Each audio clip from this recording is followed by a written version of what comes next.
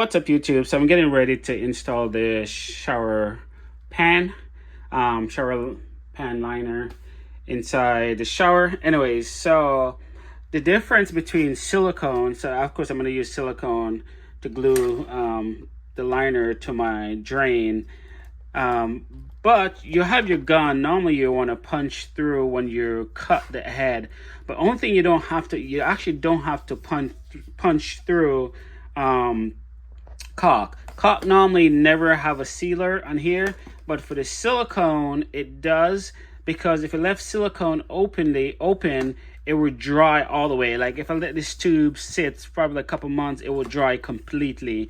But for a caulk, it just dry at the tip. So a lot of times when you do any wet area, any adhesive area, silicone 100% is good. So I'm going to use 100% silicone for my shower pan to create a water seal. I use this for countertop. I use this for any wet area in a kitchen or bathroom.